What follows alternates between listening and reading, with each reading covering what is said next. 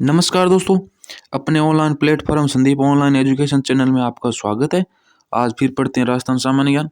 हमने पहले 3 वीडियो देख लिए थे, उनके बाद हम चौथा वीडियो बना रहे हैं, यानी हम इसके 4 पार्ट होंगे। राजस्थान एक सामान्य परिचय के बारे में हमने 3 वीडियो पहले अपलोड कर दिए थे, ये चौथा वीडियो है। ये चारों वीडियो एक राजस्थान परिचय के बारे में है, जो महत्वपूर्ण टॉपिक है, जो हर एग्जाम में राजस्थान की हर एग्जाम में पूछा जाता है। उनमें से हर एग्जाम में 1 या 2 क्वेश्चन आते हैं जो बहुत महत्वपूर्ण हैं। चलो शुरू करते हैं। सबसे पहला प्रश्न, राजस्थान में संभागीय व्यवस्था कब प्रारंभ हुई थी? यानी सबसे पहले राजस्थान में संभागीय व्यवस्था कब प्रारंभ हुई थी? 30 मार्च 1949 को। उसमें प्रधानमंत्री कौन, मुख्यमंत्री कौन था? हीरालाल शास्त्री। यानी उस समय मुख्यमंत्री कौन था? हीरालाल शास्त्री। यानी हीरालाल शास्त्री सरकार द्वारा, यानी संभागीय व्यवस्था कब शुरू हुई थी? 30 मार्च 1949 को। फिर अगला, प्रारंभ में राजस्थान में कुल कितने जिले व संभाग थे? यानी जब राजस्थान बना था उस समय, यानी जब बना था तब कितने जिले व संभाग थे? तब कितने जिले व संभाग थे? तब 25 जिले और 5 संभाग थे। संभाग कौन कौन से थे? जयपुर था, जोधपुर था, कोटा था, उदयपुर था और बीकानेर था। ठीक है, ये 5 संभाग हैं और 25 जिले थे। एक बार जयपुर को उठा दिया था, फिर वापस इसको जोड़ दिया गया था। फिर अगला, राजस्थान में संभागीय व्यवस्था कब बंद कर दी गई थी? यानी कब बंद कर दी गई थी? यानी फिर बंद होगी कब? जब 24 अप्रैल 1962 को। किसने की थी? मोहनलाल सुखाड़िया ने। यानी संभागीय व्यवस्था कब बंद हुई थी? 24 अप्रैल 1962 को। किसके द्वारा? मोहनलाल सुखाड़िया सरकार द्वारा इसे बंद कर दिया गया। फिर अगला, राजस्थान में संभागीय व्यवस्था कब प्रारंभ कर दी गई? यानी पुनः प्रारंभ कर दी गई कब? 26 जनवरी 1987 को। किसके द्वारा? हरि जोशी सरकार द्वारा। और जयपुर को पुनः संभाग बना दिया गया था। यानी एक बार इसे हटा दिया गया, फिर वापस जयपुर को संभाग बना दिया था। यानी शुरू कब हुई थी? सबसे पहले देखें तो 30 मार्च 1949 को संभागीय व्यवस्था शुरू हुई थी। और बंद कब हुई? 24 अप्रैल 1962 को। और पुनः कब शुरू हुई? 26 जनवरी 1987 को। ये याद रखना, और जो उनके उस समय मुख्यमंत्री थे उनका नाम याद रखना बहुत जरूरी है। फिर अगला पढ़ते हैं, भरतपुर संभाग कब बना था? यानी भरतपुर संभाग कब बना और किसके सरकार में बनाया गया? यानी कौन सा था और किसकी सरकार में बनाया गया था और कब बना था? तो ये बना था 4 जून 2005 को। यानी भरतपुर संभाग को बना 4 जून 2005 को। कौन सा संभाग था? 7वां संभाग। ठीक है, कौन कौन से इसमें जिले थे? भरतपुर, धौलपुर, करौली, सवाई माधोपुर। यानी ये 4 जिले थे, भरतपुर, धौलपुर, करौली, सवाई माधोपुर। और किसकी सरकार थी उस समय 2005 में? वसुंधरा राजे सरकार द्वारा इसे संभाग बनाया गया। फिर अगला पढ़ते हैं, कोटा संभागीय आयुक्त कारण होता है सिंचाई क्षेत्र विकास आयुक्त। ठीक है, कोटा में संभागीय आयुक्त, वैसे ही जोधपुर में मरु है, ये मरु नहीं है, मारू नहीं है, मरु है, मरु विकास आयुक्त। उदयपुर में जनजातीय विकास क्षेत्रीय आयुक्त, ये आयुक्त नियुक्ति होती है। ये 3 हो गए। फिर अगला, उदयपुर संभाग में कितने जिले हैं? यानी अब ये संभाग है नए जिलों के अनुसार, ऐसे हैं जो कि पिछले यानी नए पुनर्गठन के बाद के, यानी ये नए जिले बने अब फिलहाल, उनके बाद की ये क्वेश्चन है, उनके अनुसार आपको याद रखना है। ऐसे क्वेश्चन अब की होने वाले एग्जामों में पूछे जाएंगे संभागों के बारे में, इनमें कौन कौन से जिले आते हैं उनके बारे में। तो सबसे पहले संभाग देखते हैं कौन सा है, कितने जिले हैं, उनके बारे में पढ़ते हैं। उदयपुर संभाग में कितने जिले हैं? यानी नए जिलों के गठन के बाद में पूछा जा रहा है कितने जिले हैं और कौन कौन से हैं। ठीक है, 5 जिले हैं। यानी उदयपुर संभाग में कितने जिले? 5 जिले। कौन कौन से हैं? उदयपुर है, सलूंबर है, राजसमंद है, चित्तौड़गढ़ है, भीलवाड़ा है। इनमें से नया जिला कौन सा है? सलूंबर। ये सलूंबर जिला है जो उदयपुर से हटाकर इसे बनाया गया था। यानी उदयपुर संभाग में कितने जिले हो गए? 5 जिले। उदयपुर, सलूंबर, राजसमंद, भीलवाड़ा, चित्तौड़गढ़, ये 5 जिले हो गए। यानी ये जिले नए जिलों का गठन के बाद जो संभागों के क्षेत्र या जिलों में शामिल किया गया था उनके अनुसार ये क्वेश्चन है। अगला पढ़ते हैं, अजमेर संभाग में कितने जिले? अजमेर संभाग में कितने जिले हैं और कौन कौन से हैं? पढ़ते हैं। 7 जिले हैं। 7 जिले हैं, वो नए जिलों के अनुसार हैं, ये याद रखना। अजमेर, ब्यावर, केकड़ी, टोंक, नागौर, डीडवाना कुचामन और शाहपुरा। इनमें देखो कितने जिले नए हैं। ब्यावर है, केकड़ी है, डीडवाना कुचामन है और शाहपुरा। यानी अजमेर संभाग में 4 नए जिले हैं, ये याद रखना। यानी संभागों के आधार पर आप नए नए जिलों में याद रखेंगे तो आपको आराम से याद हो जाएगा। इसलिए संभागों के साथ ये जिलों को आप याद रख लेना। और यदि आप मैप के अनुसार रखना चाहते हैं तो आपको मैप के अनुसार बहुत जल्दी याद हो सकते हैं। फिर पढ़ते हैं। अजमेर संभाग में 7 जिले हो गए। उदयपुर में कितने थे? 5। अजमेर में 7। सर्वाधिक जिलों का संभाग है। 2 ऐसे संभाग हैं जहाँ पर सर्वाधिक जिले शामिल किए गए हैं। पढ़ते हैं अगला। फिर जयपुर। जयपुर में कितने जिले हैं और कौन कौन से हैं? देखते हैं। इसमें ये गलत है, इसमें 7 जिले हैं, ये ध्यान रखना। ये 7 है। कौन कौन से हैं? पढ़ते हैं। 7 जिले जयपुर में कौन कौन से हैं?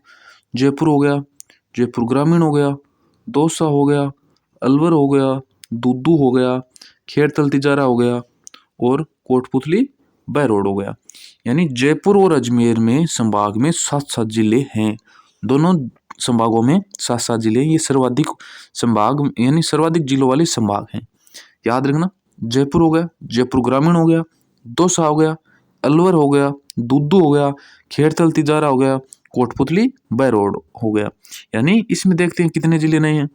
जयपुर ग्रामीण हो गया, दूदू हो गया, खेड़तल तिजारा हो गया और कोटपुतली बहरोड हो गया। कितने हो गए नए? 1, 2, 3, 4। यानी अजमेर और जयपुर में संभाग में 4-4 जिले नए शामिल कर दिए गए हैं, ये याद रखना। और जयपुर और अजमेर में 7-7 जिले हैं। फिर अगला पढ़ते हैं। जोधपुर संभाग में कितने जिले हैं और कौन कौन से हैं? इसमें 6 जिले हैं। ठीक है, कौन कौन से हैं? जोधपुर है, जोधपुर ग्रामीण है, फड़ौदी है, जैसलमेर है, बाड़मेर और बालोतरा है। यानी जोधपुर में 6 जिले और ये जोधपुर, जोधपुर ग्रामीण, फड़ौदी, जैसलमेर, बाड़मेर, बालोतरा। यानी इसमें नए कौन कौन से पढ़ते हैं? जोधपुर ग्रामीण नया है, फड़ौदी नया है और बालोतरा नया है। यानी जोधपुर संभाग में 3 नए जिले शामिल हो गए हैं। ये 6 जिलों आपको याद रखना है। जोधपुर, जोधपुर ग्रामीण, फड़ौदी, जैसलमेर, बाड़मेर, बालोतरा। फिर अगला। कोटा संभाग में कितने जिले हैं और कौन कौन से हैं? कोटा संभाग में 4 जिले। कोटा, बूंदी, बारा, झालावाड़। इसमें सहमी जिले हैं जो पहले थे, ये याद रखना। कोटा में कितने जिले हैं? 4 जिले जो पहले थे, कोटा, बूंदी, बारा, झालावाड़। फिर अगला पढ़ते हैं। बीकानेर संभाग में, यानी बीकानेर संभाग में कितने जिले हैं, वह कौन कौन से हैं? 4 जिले हैं। बीकानेर, गंगानगर, हनुमानगढ़ और अनूपगढ़। इसमें नया जिला कौन सा है? अनूपगढ़।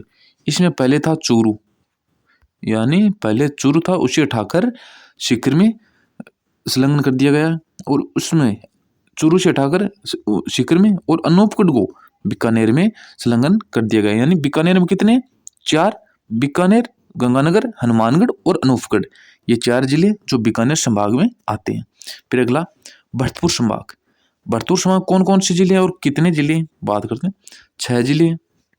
भरतपुर है, धौलपुर है, करौली है, डीग है, गंगापुर सिटी है और सवाई माधोपुर है। यानी 6 जिले हो गए। भरतपुर, धौलपुर, करौली, डीग, गंगापुर सिटी और सवाई माधोपुर। इसमें नया कौन सा है? इसमें एक डीग है, गंगापुर सिटी है। ये 2 नए जिले हैं भरतपुर संभाग में। इसमें कितने जिले हो गए? 6 जिले। फिर अगला पढ़ते हैं। बांसवाड़ा। बांसवाड़ा संभाग, ये नया संभाग है। ठीक है, और कितने जिले हैं कौन कौन? इसमें 3 जिले हैं। बांसवाड़ा, डूंगरपुर, प्रतापगढ़। यानी कितने जिले हैं? बांसवाड़ा, डूंगरपुर, प्रतापगढ़, 3 जिले हैं। ये बांसवाड़ा संभाग नया संभाग है जो फिलहाल अभी बनाया गया था, उनमें से एक है। फिर अगला। पाली संभाग, ये भी नया है। यानी पाली संभाग भी नया। इनमें कितने जिले हैं? 4 जिले। पाली, जालौर, सांचौर, सिरोही। ठीक है, इनमें से नया जिला कौन सा है? इसमें सांचौर है जो जालौर से अलग होकर बना है। ठीक है, 4 जिले पाली, जालौर, सांचौर, सिरोही। फिर अगला सीकर संभाग। सीकर संभाग ये भी नया है, ठीक है। 4 जिले हैं, सीकर, झुंझुनू, नीम का थाना और चूरू। इसको नया जिला है नीम का थाना, यानी नया जिला है सीकर संभाग का। यानी संभाग आप सीकर है वो एक नया है, लेकिन इसमें से नया जिला कौन सा बना है? सीकर का कौन सा बना है? नीम का थाना। और ये 3 जिले हैं, सीकर, झुंझुनू, ये चूरू, ये 3 पुराने वाले ही जिले हैं। संभागों के बारे में बता दिया आपको। ये क्रमवाइज आप याद रखेंगे। ये संभागों में जो अभी फिलहाल आपको बताएं ऐसे ऐसे करके आपको याद रखना, उनमें से सबसे कम सबसे अधिक वाले बता दिए। किस जिले में, किस संभाग में कितने जिले हैं, कौन कौन से हैं, वो हमको बता दिए। यानी ये आपको 10 संभागों के बारे में आपको संपूर्ण डिटेल दे दी गई है। यानी संभागों का क्वेश्चन है, इनसे हटकर नहीं आएगा। फिर अगला पढ़ते हैं आकृतियों के बारे में। किस जिले की आकृति किसके समान है, कौन सी पक्षी में मिलती है, या किसी अन्य पक्षी या किसी अन्य आकार की है, कौन कौन से आकार की, उनसे हम पढ़ते हैं। तो सबसे पहले पढ़ते हैं किस जिले की आकृति धनुष आकार है। यानी राजस्थान का ऐसा कौन सा जिला है जिसकी आकृति धनुष आकार है? वो है दौसा जिला। कौन सा जिला? दौसा जिला। फिर अगला पढ़ते हैं अनूपगढ़ की आकृति कैसी है। अनूपगढ़ नया जिला बना है गंगानगर से, उसकी आकृति कैसी बनती है, यानी मैप में उसकी आकृति हमें कैसी दिखाई देती है? उसकी आकृति दिखाई देती है शेर के आकार की। यानी अनूपगढ़ की आकृति हमें कैसी देती है? शेर के आकार की आकृति हमें दिखाई देती है, यानी ये मैप द्वारा प्रदर्शित होती है। हम यदि मैप में देखें तो उससे आकृति में शेर की जैसी दिखाई देगी। फिर घोड़े की नाल के समान या इल्ली के समान किस जिले की आकृति है? ये याद रखना, पहले भी ये क्वेश्चन पूछा गया है, इसलिए ये क्वेश्चन रिपीट हो सकता है, ध्यान रखना। घोड़े की नाल के समान या इल्ली के समान किस जिले की आकृति है? वो है चित्तौड़गढ़। यानी कौन सा जिला है वो? चित्तौड़गढ़। फिर अगला सप्त बहुभुजाकार, यानी सप्त बहुभुजाकार या अनियमित बहुभुज के समान किस जिले की आकृति है?